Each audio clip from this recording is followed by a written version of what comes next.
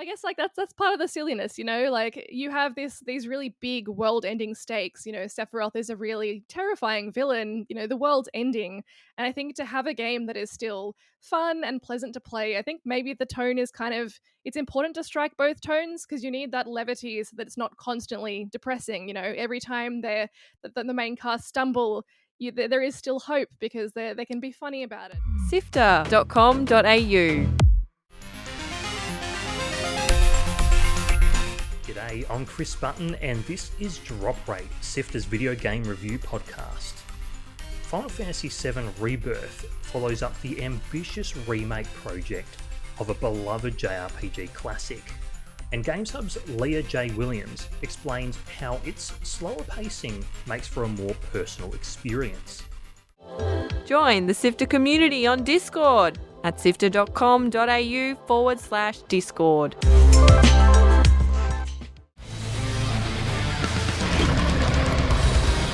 You don't scare me!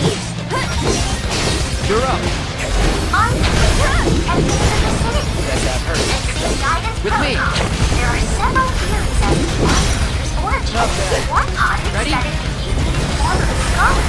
Now it needs great experiment. So, Leah, after where Final Fantasy VII Remake left us, where does Rebirth pick up from and sort of where does it take us? Well, Rebirth is obviously the second game in a major trilogy, so it is the saggy middle chapter, but I think Square Enix does a great job to kind of pick up the pace and to kind of keep things going from where we left off in Remake. For those who have played the game, minor spoilers, it does kind of end on a massive cliffhanger. Our lovely crew of friends has saved the world, or done the first part of saving the world, and they're on the trail of Sephiroth, who is the big bad evil they are trying to defeat. So Rebirth kicks off in the wake of that. It basically follows directly on from those events.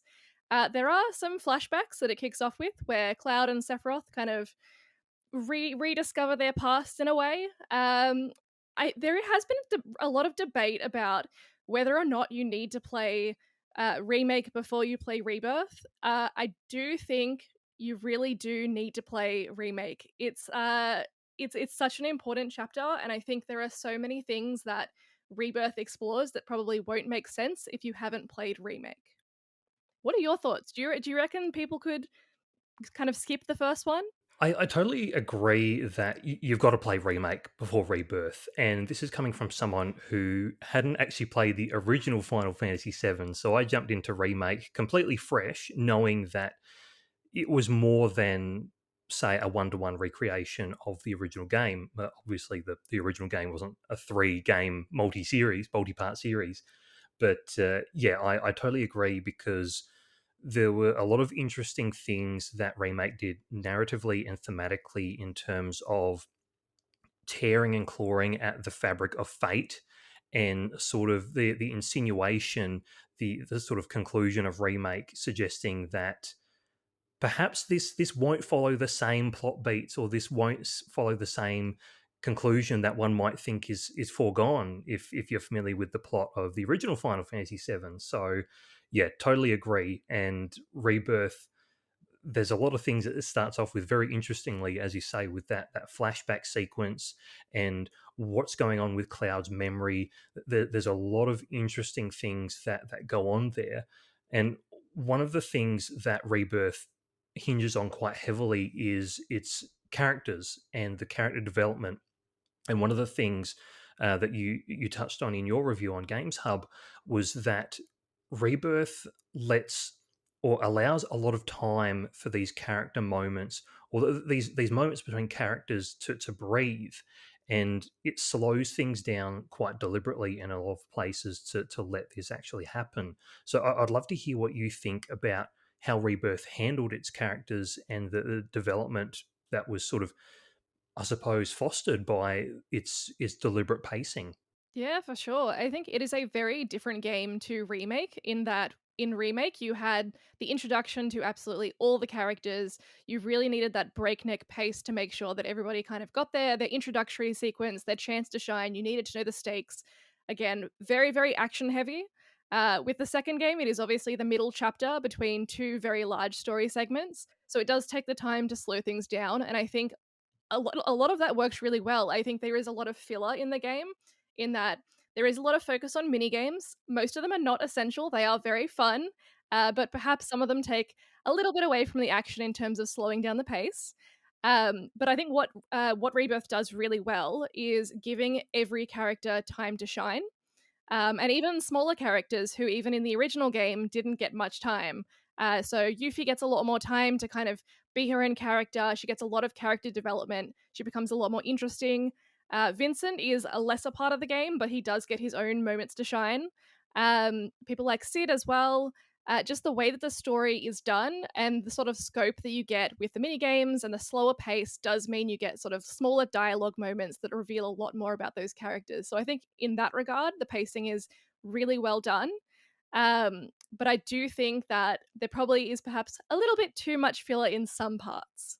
Yeah, and it's interesting because even you say the word filler, and it often carries a negative connotation in terms of, it adds sort of arbitrary bloat or playtime to something that could be a little bit more condensed. But in terms of a lot of those mini games, side quests, and a lot of this stuff that sort of establishes more of the world that you're existing in, do you think for the most part it adds to the experience? For sure, yeah. I do think particularly because this a lot of this game is revolving around the golden saucer, which is one of the big set pieces. I think the games do give you that time to kind of explore that area, and it does, like, there are moments that reveal a lot more about characters. For example, there's a minor mini game where everyone gets turned into frogs. And it arrives in a story beat where Cloud and Tifa basically jump in to defend a bunch of kids, and that's kind of how the mini game comes about and how you unlock it. And I think despite the fact that the mini game is very, very silly and very different to the rest of it, I think that it also does reveal a lot about the characters of the game still. So it also depends how much time you're willing to put into those mini games.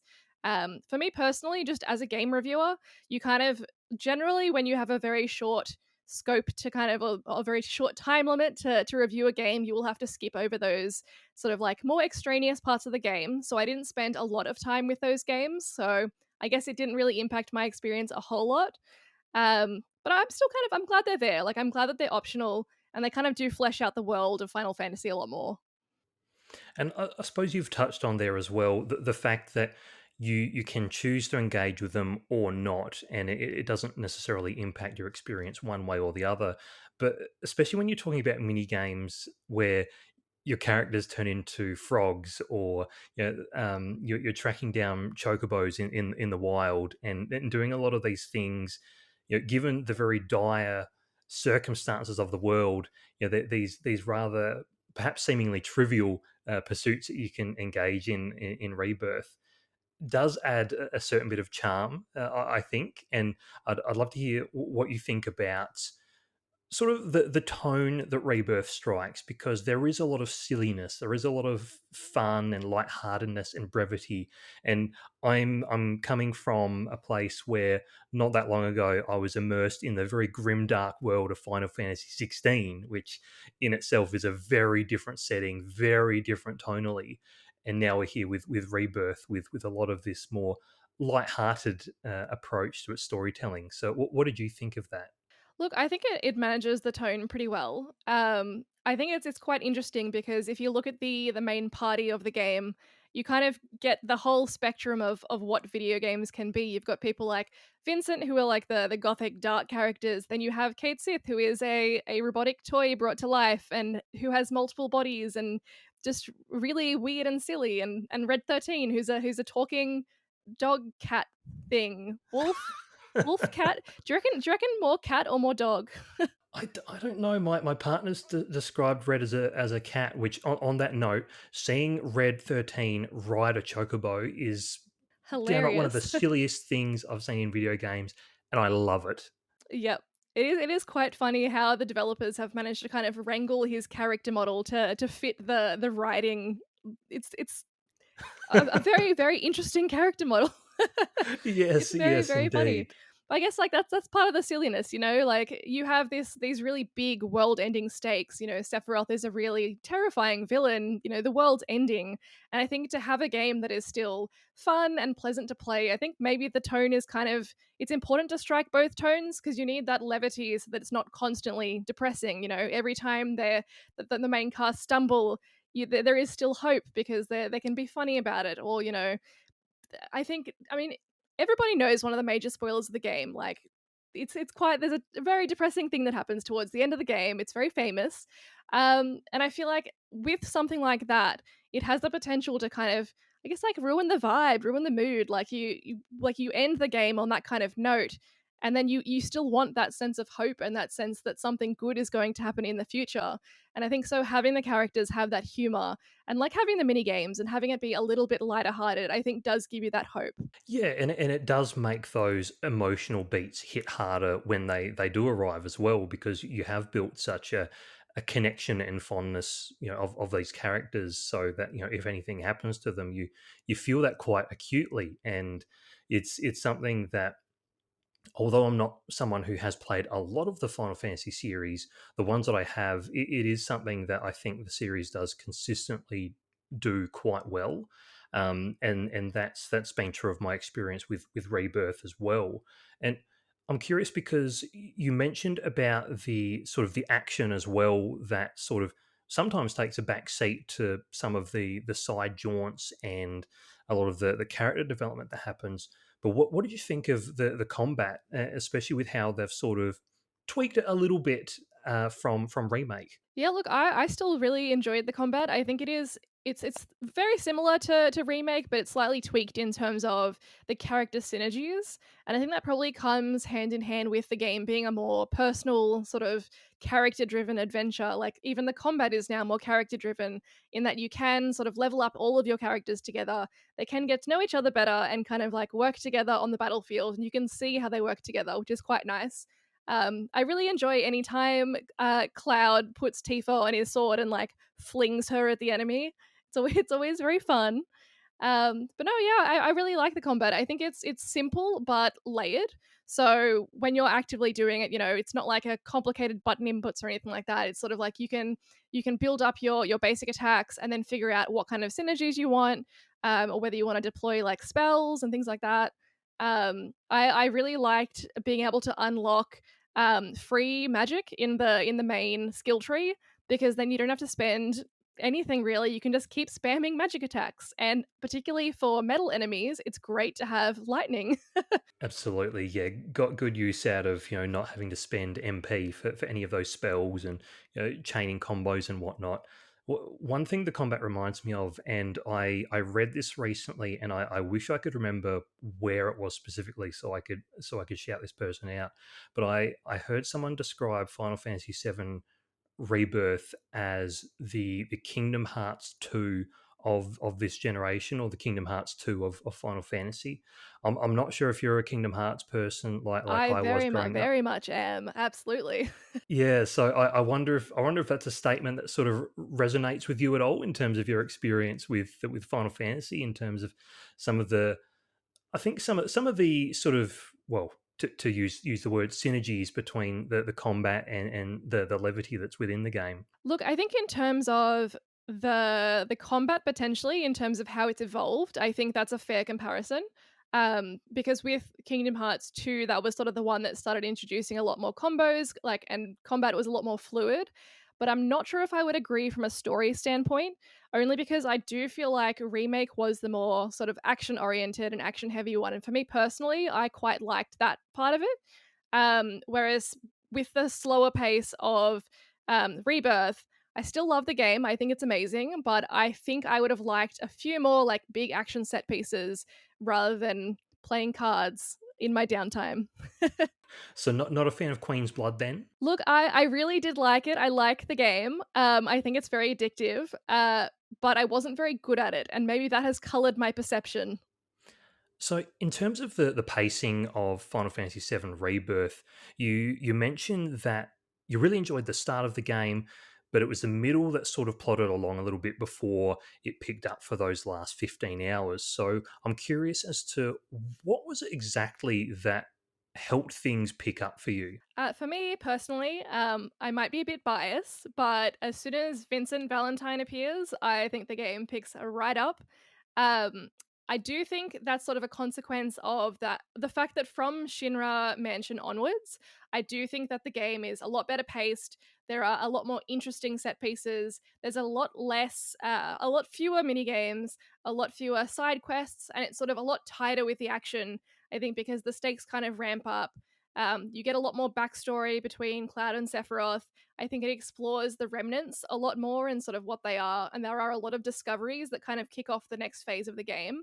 And it is sort of a natural consequence of the later half of the game, sort of paving the way for the end game, for the final or the third and final part of the trilogy, which I assume we will have to wait many, many years for.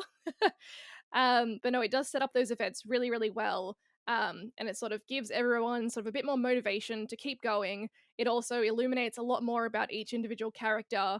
And I think it's just a really, really interesting kind of end to the game and sort of the way that Square Enix also weaves in the history of Final Fantasy and the expectations of players, I think is quite interesting. You've sort of answered what I was going to ask next in terms of, I think when Square Enix initially said, okay, we're going to make this remake project a three-parter, a lot of people were thinking, how are you going to stretch that out? So this will sort of reiterate a little bit what you said in your previous response, but how well ultimately do you think Rebirth sits as that sort of middle portion of the trilogy in terms of, yeah, how well it sets up for this finale in what I suppose will be another 4 or 5 years down the track now? Yeah, look, I think it does it very well. But I almost wonder if it's going to be in four parts in the end. I I would worry if it was four parts, but just looking at the ground that it's covered and the ground that remake covered versus how much is left to go, I think is very interesting because I do think that there is a lot of material left to cover. And I do think it could potentially be stretched out into like another chapter or two. But where Rebirth leaves off, I will not spoil it for people who want to play the game. I guess that's not the point of the podcast. But I do think it leaves it in a really interesting position where it has kind of dealt with a lot of questions about Final Fantasy and its legacy and sort of played with people's expectations a little bit, but then also paved the way for people like Vincent and Sid to get sort of a bigger shot in the next game and for Sephiroth to hopefully finally get his comeuppance. So, no, as a middle chapter, I think it does very well. And very important question, opinion on Chadley. I do not like Chadley. I Oh, thank goodness. Look, I think, well, he did contribute one very amazing moment to the game where he hands Cloud his little machine and it says, "You have equipped the Chad module." I I think that's fantastic. I love that, but beyond that, Chadley is not for me. I think especially well, I think he also started off on the wrong foot because when he first talks to you, he like goes through the dual sense remote and I just was not paying attention and suddenly I heard this disembodied voice from my controller and I was a little bit frightened, like it's just just completely like was not thinking about it and it was like what what was that? What was that? And it was Chadley. This disembodied AI child voice speaking at you in a slightly condescending tone. I think it's enough to unnerve anyone. So I'm glad on that we agree. Goodness. I do also think the intel missions are interesting, but they are kind of repeats of things that you do in the main game. And for me personally, I didn't actually need any of the upgrades that he was promising, so I kind of avoided a lot of those intel projects as I was running around. Sure, which yeah goes back to the earlier point of saying there's a lot of side stuff. For the most part, you can take it or leave it, which I think is always good. There's choice for you to engage in what you want to do and want to skip over. So with all of that in mind, do you drop or rate Final Fantasy VII Rebirth? I absolutely rate it. I think it's a great game. I think it's a great middle chapter. There's just so much going on in the game, but for me personally, the things I loved the most were getting to know the characters a bit more, sort of the pacing of the story, the unfolding mystery, which I still don't know what's going on with Cloud by the end of the game. It does not tell you what's going on. I have avoided spoilers for the last 20 odd years or however long the first game came out, because I didn't play that. I don't want to be spoiled, for the record, but no, it's really good. I think it keeps the mystery going, it keeps the action going. It is a little bit slower paced than Remake, and I think that may surprise some people because Remake was a very action heavy game, whereas this one spends a lot more time on dialogue and a lot more time on character building. But it's great. I absolutely rate it. Wonderful. Thank you very much for your time, Leah. And if people would like to read your work on GamesHub or follow your games coverage, where can they find you? Yep, so I am writing almost every day on gameshub.com. I cover things like news and reviews and interviews, absolutely everything under the sun. If you want to follow my unhinged thoughts, I am on Twitter at Leganet. Other than that, I kind of spend a lot of my time reading and not spending time online. Wonderful. A good way to be. I admire your commitment to being offline. So that is Final Fantasy VII Rebirth, a very compelling second chapter to this very interesting retelling of an absolute JRPG classic. This has been Drop Rate by Sifter, our video game review podcast. Thanks to Brian Fairbanks from Salty Dog Sounds for composing the theme music, and Sifter is produced by Chris Button, Courtney Borrett, Kyle Pauletto, Fiona Bartholomaeus, Daniel Ang, and Adam Christou. Mitch Lowe is senior producer, and Gianni Di Giovanni is executive producer. That's all for this week. You can check out what Sifter is up to on our socials, wherever you can find us, and a whole bunch of other channels, including our own Discord server, which will include a link in the show description. And if you enjoyed this episode of Drop Rate, please consider leaving a review on your podcast platform of choice. It helps put us in front of more people so we can keep providing you with more in-depth coverage. And you can also check out our other podcast, Lightmap, where we talk to game developers, creatives, and people who are doing cool things in interactive media, which is also available on your favourite podcast app of choice. And if you like games coverage in written form, you can visit sifter.com.au for articles, interviews, and more. Thank you for joining us. See you next time.